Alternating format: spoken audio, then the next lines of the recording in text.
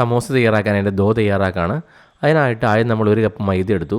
അതിലേക്ക് നമ്മൾ ഒരു നുള്ളു ജീരകം. ഇതൊരു നോർത്ത് ഇന്ത്യൻ സ്നാക്സാണ്. അതിൽ ജീരകത്തിൻ്റെ കണ്ടൻറ്റ് കുറച്ച് കൂടുതലായിരിക്കും. ഇനി അതിലേക്ക് അല്പം ഉപ്പ് ഇട്ട് കൊടുത്തു.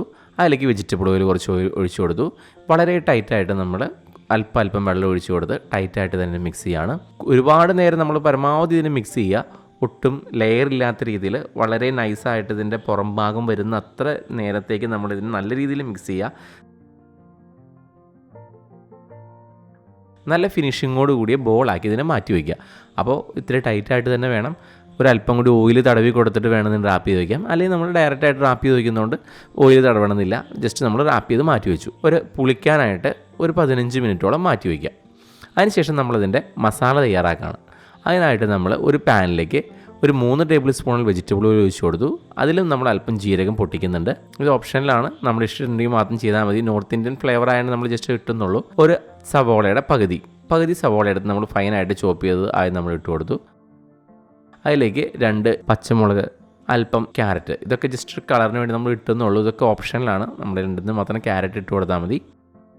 അത് ഇത്തിരി ഇതായിട്ട് വരുമ്പോൾ നമ്മളതിലേക്ക് 1/2 ടേബിൾ സ്പൂൺ കാശ്മീരി മുളക് പൊടി, 1/4 ടേബിൾ സ്പൂണോളം മഞ്ഞൾപ്പൊടി, 1/2 ടേബിൾ സ്പൂണോളം മല്ലിപ്പൊടി, ഇത്രയും നമ്മൾ ചേർത്ത് വളരെ സ്ലോ ഫയറിൽ, ഏറ്റവും കുറഞ്ഞ ഫയറിൽ വേണം വയ്ക്കാൻ. ഇതിലേക്ക് ഒരു നുള്ള് കുരുമുളകിൻ്റെ പൊടി, ജീരകത്തിൻ്റെ പൊടി, ഗരം മസാലയുടെ പൊടി, ഇതൊക്കെ നമുക്ക് ഇഷ്ടമുള്ള ഫ്ലേവറുകൾ മാത്രം ഇട്ട് കൊടുക്കാവുള്ളൂ. നമ്മളെല്ലാം ഇട്ട് കൊടുക്കണമെന്നില്ല. നമുക്ക് ഇഷ്ടമുള്ള ഫ്ലേവറുകൾ മാത്രം ഇട്ട് കൊടുത്ത് നമുക്ക് അതിനെ മിക്സ് ചെയ്യാം. മല്ലിയില വേണമെന്നുണ്ടെങ്കിൽ നമുക്ക് ഈ സമയത്ത് ഇട്ട് കൊടുക്കാം. ഇനി നമ്മൾ ബോയിൽ ചെയ്ത് വെച്ചിട്ടുള്ള പൊട്ടാറ്റോനെ ഒട്ടും കട്ടയില്ലാതെ നമ്മൾ ഉടച്ചെടുക്കുകയാണ്. അതാണ് അതിൻ്റെ മെയിൻ ഇൻഗ്രീഡിയൻറ്റ്. അത് നമ്മൾ ചേർത്തു. ഇത് ഭംഗിക്ക് വേണ്ടിയിട്ട് ഒരു ചെറിയ തക്കാളി നമ്മൾ വളരെ ഫൈനായിട്ട് ചോപ്പ് ചെയ്തുകൊണ്ട് അതിലേക്ക് ഇട്ട് കൊടുത്തു. എന്നിട്ട് നമ്മൾ മിക്സ് ചെയ്യാണ്.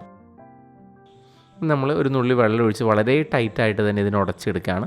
ശരിക്കും ആ മസാലയെല്ലാം പൊട്ടാറ്റോമേ പിടിക്കുന്ന രീതിയിലാണ് നമ്മളിതിനെ മിക്സ് ചെയ്യുന്നത്. അത് ശരിക്കും ശ്രദ്ധിക്കുക. വളരെ ഡ്രൈ ആയിട്ട് തന്നെ നമ്മൾ ഈ മസാല എടുക്കുക. അല്പം ഉപ്പിട്ട് കൊടുത്തു. നമ്മൾ നല്ല രീതിയിൽ മിക്സ് ചെയ്തെടുത്തു. ഈ സമയത്ത് വേണമെന്നുണ്ടെങ്കിൽ ഒരു നുള്ളി നെയ്യ് കൂടി ഒഴിച്ചു കൊടുത്താൽ നല്ലൊരു ഫ്ലേവറായിട്ട് നമുക്കിതിനെ കിട്ടും. ഇപ്പം നമ്മുടെ മസാല തയ്യാറായി. അപ്പോൾ നമ്മുടെ ദോ റെഡി ആയിട്ടുണ്ട്. അതിന് നമ്മളെ ചപ്പാത്തിയിലും കുറച്ച് വലിപ്പമുള്ള ബോളായിട്ട് നമ്മളതിനെ പിടിച്ചു മാറ്റാണ്.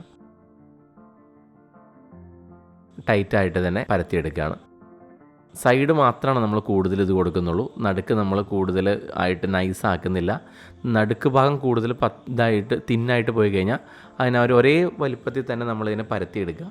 എന്നിട്ട് നമ്മൾ ത്രികോണാകൃതിയിൽ ജസ്റ്റ് ഇതിനെ, വെള്ളമാണ് നമ്മളിതിനെ ഒട്ടാൻ വേണ്ടിയിട്ട് ഉപയോഗിക്കുന്നത്. മൈദയായതുകൊണ്ട് പെട്ടെന്ന് ഒട്ടിക്കോളും. നമ്മൾ വേറെ ഒന്നും ചേർക്കേണ്ട, കോൺഫ്ലോർ ഒന്നും ചേർക്കേണ്ട ആവശ്യമില്ല. ഒരല്പം വെള്ളം മാത്രം സൈഡിൽ തടവി കൊടുത്തിട്ട് നമ്മൾ ജസ്റ്റ് ഇതേപോലെ തന്നെ ഒന്ന് ഇതാക്കിയെടുക്കുക. സിമ്പിളാണ്. ഒരു വിരൽ വയ്ക്കുക, ജസ്റ്റ് ഒന്ന് മടക്കി ഒന്ന് ഫോൾഡ് ചെയ്തെടുക്കുക. എന്നിട്ട് അതിൻ്റെ താഴ്ഭാഗം ഓട്ടയില്ലാത്ത രീതിയിൽ നമ്മളതിനെ ത്രികോണാകൃതിയിൽ ജസ്റ്റ് ഒന്ന് മടക്കിയെടുക്കണം. അങ്ങനെ നമ്മൾ 4 പീസയും നമ്മൾ ഒരേപോലെ നമ്മൾ ലെയറാക്കി ഇതാക്കി മാറ്റി വെച്ചു. ഇനി നമ്മളിതിലേക്ക് മസാല ഇട്ട് കൊടുക്കുകയാണ്. വളരെ സിമ്പിളാണ്. ജസ്റ്റ് ഒന്നും കൂടി വീഡിയോ വേണമെങ്കിൽ റിവൈൻഡ് അടിച്ച് പോകണം, നമുക്ക് കറക്റ്റായിട്ട് മനസ്സിലാവും.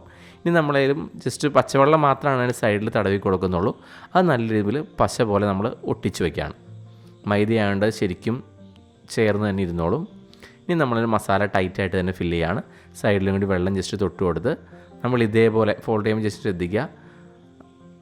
സൈഡുകൾ മാത്രം ചേർത്ത് ത്രികോണാകൃതിയിൽ നമ്മൾ ജസ്റ്റ് ഒന്ന് മടക്കി ഒട്ടിച്ച് വയ്ക്കുകയാണ്. അപ്പോൾ നമുക്ക് സമോസ ഏകദേശം ഫൈനലായി. ഇനി നമ്മളിതിനെ വളരെ കുറഞ്ഞ സ്ലോവിലാണ് ഇതിൽ തീ ഇട്ട് കൊടുത്തിരിക്കുന്നത്.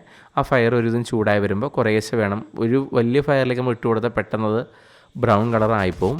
അപ്പോൾ അതുകൊണ്ട് സമോസ എപ്പോഴും ഫ്രൈ ചെയ്യുമ്പോൾ കുറഞ്ഞ ചൂടിലിട്ട് കൊടുക്കുക. എന്നിട്ട് അത് ചൂടാവുന്നതനുസരിച്ച് അതിൻ്റെ കളർ ചേഞ്ച് ആയിട്ട് കിട്ടും. ഒരു 8 മിനിറ്റിനുള്ളിൽ നല്ല ബ്രൗൺ കളറുള്ള ക്രഞ്ചി ആയിട്ടുള്ള സമോസ